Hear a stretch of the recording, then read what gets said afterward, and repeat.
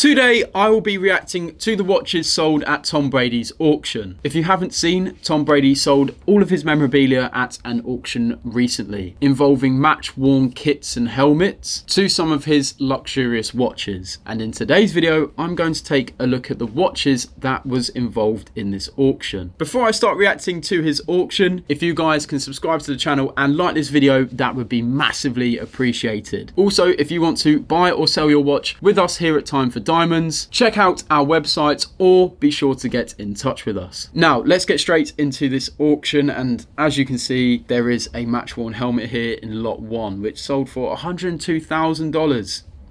I'm not really too sure what NFL is about, to be honest. I've tried getting into it before, but it's not my type of sport. I'm not really a big fan, so I'm not too sure what match to complete. I don't know. It must be special. Anyway, we're here for the watches. So, okay, first we have got an IWC. This is the IW389104 Big Pilots watch, and I haven't taken a look at the value it sold for, and it sold for £42,000 with an estimated value of $5,000 to $10,000. I believe this watch was specifically made for the Top Gun Academy. Also, another thing to point out is I imagine there will be a few more IWC watches in here. I don't know if he still is, but Brady was an ambassador for IWC, so I can understand to some extent why this IWC, and if there are some other IWC models in here, they would go well above the estimated value, but that is a lot of money. I mean, at least he's been pictured wearing it. I guess that's a bonus. Up next, we have another IWC. This is the IW501002. This was sold for $28,800. Wow, same estimated value as the IW389104. Really nice watch. No photos covering Brady wearing it though. Gonna have to skip a few out. Oh no, lot 5. We've got a Tudor Hodinkee. This I think is the Hodinkee Friends or Family edition. So this is a limited edition model with only 100 pieces available worldwide. And I imagine Tom Brady is seen as one of the friends or family of Hodinkee. I'm not too sure as to why. Wow. This sold for $36,000. On to lot 7, which is the, I'm not too sure, I've already lost count of the watches. I think it's the 4th watch. This is a really special Audemars Piguet Royal Oak model. This is the 50th anniversary reference 26240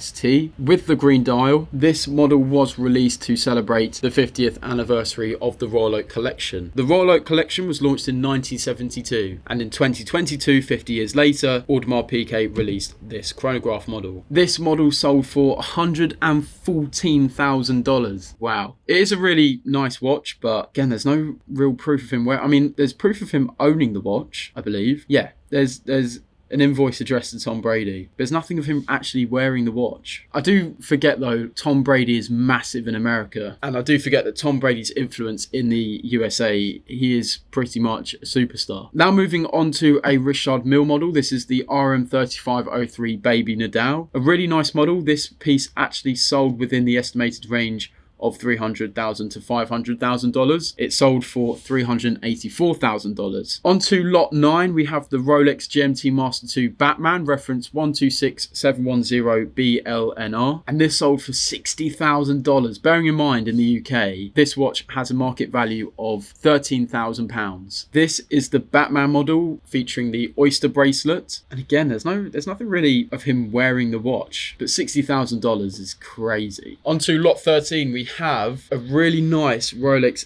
Day-Date model, reference 228396 TBR. This Day-Date model is cast in platinum, featuring a diamond set bezel with a meteorite dial incorporated with diamond hour markers. This is a really nice piece, and it sold for $168,000. There isn't really anything special about this specific Day-Date model other than it looks absolutely beautiful. Another Rolex model, and this is quite a surprising one actually. This is the Yachtmaster 2 reference 116681 in stainless steel and rose gold, and this sold for $60,000. Wow. When the Yachtmaster 2 is in someone's collection, it's always a surprise to see it because it was never one of Rolex's most popular models, hence why it was discontinued this year. The Yachtmaster 2 also featured in Conor McGregor's watch collection, who I looked at recently. He had it in full yellow gold, reference 116688. I mean, I like the Yachtmaster 2 personally. I know it's not everyone's favourite, but $60,000 again, that is crazy. Up next at lot 17, we have another IWC model. This is the IW IW500701 in rose gold, and this is a really nice piece. It sold for $45,600. Again, that is insane. Another IWC model. This is the IW5036, and this sold for, wow, $72,000. Another Richard Mille model now, the RM1103. Again, this sold within its estimated value of $336. I don't know if this is maybe a sign of concern for Richard Mille, the fact that their models aren't going over the estimated value, that Brady's name wasn't enough. Another Richard Mille model, the RM6501, again, also sold within its estimate. In fact, it was actually towards the lower end of the estimated value of $250,000. Well, it sold for $288,000, but it was towards the lower side of the estimated value of $250,000. At lot 27, we have this beautiful Audemars Piguet Royal Oak Offshore in rose gold, reference 261700OR. This piece sold for $102,000, way over its estimated value. It's a really nice offshore. I actually like this offshore model. I'm a bit 50-50, as everyone is with the offshore. No box, no papers, but it somehow still sold for $102,000. And another IWC model. This one, the IW388102. And this also, like the IW5036, sold for $72,000. This time there is nothing of him wearing the watch. It comes with the entire set. To be fair, I'll give the IWC model some leeway because Tom Brady was an IWC ambassador, so I can see why these models are going for a lot more than what they were estimated to. Another IWC model, this is the IW502218. How many IWC models are in this? Sold for $60,000. I think that takes IWC's total up to nearly 200,000, maybe over that. I'm not keeping track properly. Right, yeah, it has to be over 200,000. It must be near 300,000 actually. Oh, hello.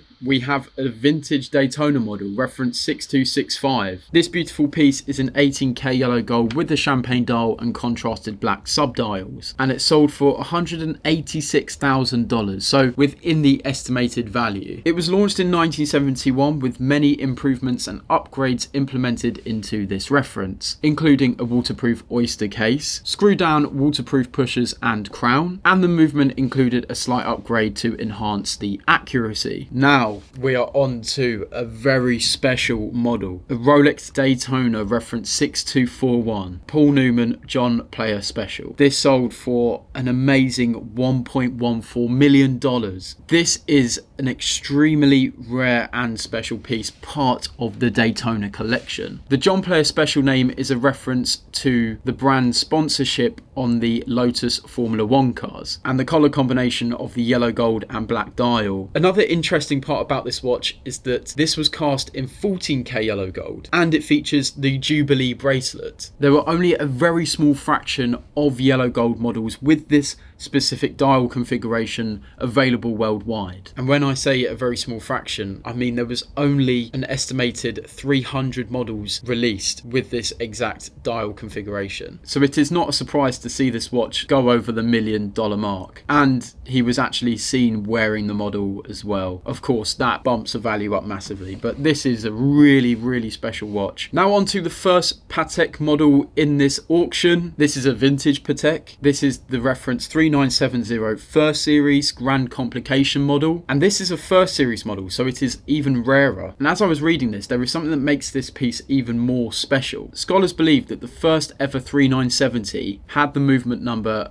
875,000. This piece that was auctioned had the movement number 875,001, implying that this would be the second example ever produced. The second ever 3970 made. It sold for $312,000, just going over the estimated value. A second Patek model, this is the reference 3700 Jumbo Nautilus, and it sold for $132,000. This is an example of one of the first ever Nautilus models to be released. The Nautilus was launched in 1976. This is a stainless steel and yellow gold piece, given the nickname Jumbo because of the bigger case size during this time. I thought this piece would have gone for slightly more, but still well over the estimated value. Now on to the final watch and the final piece in his auction. This is a really special watch to Tom Brady. In fact, I'm actually surprised that he has put this in the auction. This is his one of one, unique, bespoke Royal Oak tourbillon with his name stated on the dial, displaying that this watch was made for him. This piece was largely documented as he was seen wearing it on his wrist for this roast show that Netflix made. His name is stated on the dial with a Roman numeral of 7 in blue sapphires, and this was done to pay tribute to Brady's 7 Super Bowl victories. I am very surprised that he sold this model. To be able to be given the opportunity to have your own one-of-one luxury watch from a brand like Patek, AP or Rolex is extremely rare. Maybe if this watch had sold at the beginning of the auction, maybe it would have gone for slightly more, because I thought this would have hit the million mark, to be honest. Overall, I am very surprised with how some of the models have sold. I didn't think his name would have that much of an impact on the watches. IWC has shocked me massively. Again,